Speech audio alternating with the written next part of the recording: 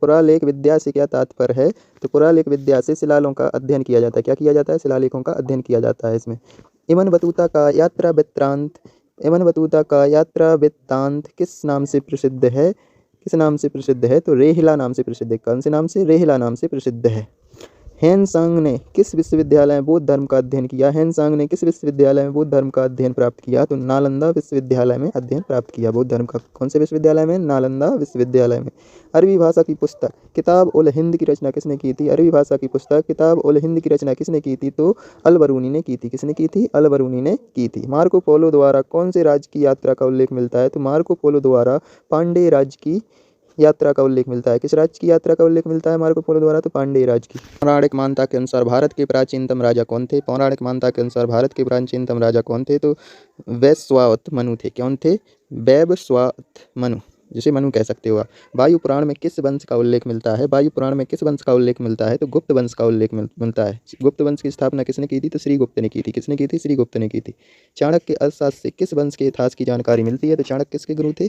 चाणक्य गुरु थे चंद्रगुप्त मौर्य के, जिन्होंने चंद्रगुप्त मौर्य को राजा बनाया था अपनी प्रतिज्ञा के अनुसार। तो चाणक्य के अर्थशास्त्र में किस वंश का उल्लेख मिलता है? तो मौर्य वंश का उल्लेख मिलता है। इसका मिलता है मौर्य वंश का उल्लेख। चाणक्य को विष्णुगुप्त, कौटिल्य आदि नामों से भी जाना जाता है। सबसे पहले भारतवर्ष नाम का उल्लेख किस अभिलेख में मिलता है? सबसे पहले भारतवर्ष नाम का उल्लेख किस अभिलेख में मिलता है? तो हाथी गुम्फा अभिलेख से मिलता है। कौन से अभिलेख से मिलता है? तो हाथी गुम्फा अभिलेख से मिलता है। प्राचीन भारत का सर्वप्रथम सुनियोजित इतिहास किसने तैयार किया था? प्राचीन भारत का सुनियोजित इतिहास किसने तैयार किया था? सबसे पहले सुनियोजित इतिहास तो B.A. स्मिथ ने किया था। किसने? प्राचीन भारत का सर्वप्रथम सुनियोजित इतिहास किसने तैयार किया था? तो B.A. स्मिथ ने किया था। किसने? B.A. स्मिथ ने किया था। सबसे प्राचीनतम एवं प्रमाणिक पुस्तक कौन सी मानी जाती है? सभी ग्रंथों में या सभी स्मृति ग्रंथों में, ये गलत लिखा गया है, सभी स्मृति ग्रंथों में सबसे प्राचीनतम और प्रमाणिक ग्रंथ कौन सा माना जाता है? तो मनुस्मृति मानी जाती है। क्या मानी जाती है? मनुस्मृति मानी जाती है। हेरोडोटस को कहा जाता है। इतिहास के पिता किसे कहा जाता है? तो हेरोडोटस को कहा जाता है। भारत में प्रागैतिहासिक काल की खोज प्रारंभ करने का श्रेय किसे दिया जाता है? तो डॉक्टर प्राइम रोज को दिया जाता है। भारत में प्रागैतिहासिक खोज प्रारंभ करने का श्रेय किसे दिया जाता है? तो डॉक्टर प्राइम रोज को दिया जाता है। ब्राह्मी लिपि को सर्वप्रथम किस विद्वान ने पढ़ा था? ब्राह्मी लिपि को सर्वप्रथम किस विद्वान ने पढ़ा था? तो जेम्स प्रिंसेप ने पढ़ा था। किसने पढ़ा था? जेम्स प्रिंसेप ने पढ़ा था। कब पढ़ा था? तो 1837 ईस्वी में पढ़ा था। कब पढ़ा था? 1837 ईस्वी में पढ़ा था।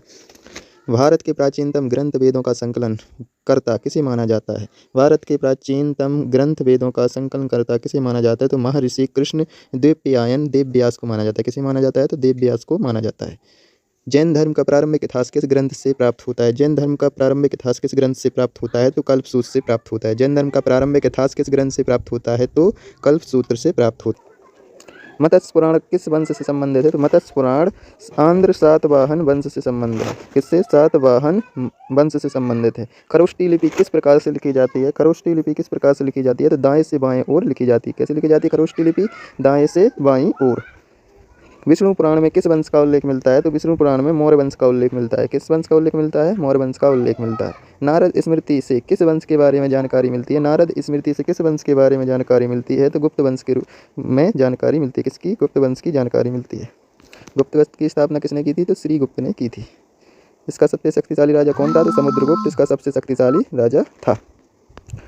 शुंग काल का मानव ग्रंथ किसे कहा जाता है? शुंग काल का मानव ग्रंथ किसे कहा जाता है? तो मनुस्मृति को कहा जाता है। मनुस्मृति को कहा जाता है। इसे सबसे पहले किसने फाड़ा था? तो हमारे संविधान बनाने वाले डॉक्टर भीमराव अम्बेडकर ने फाड़ा था इसे।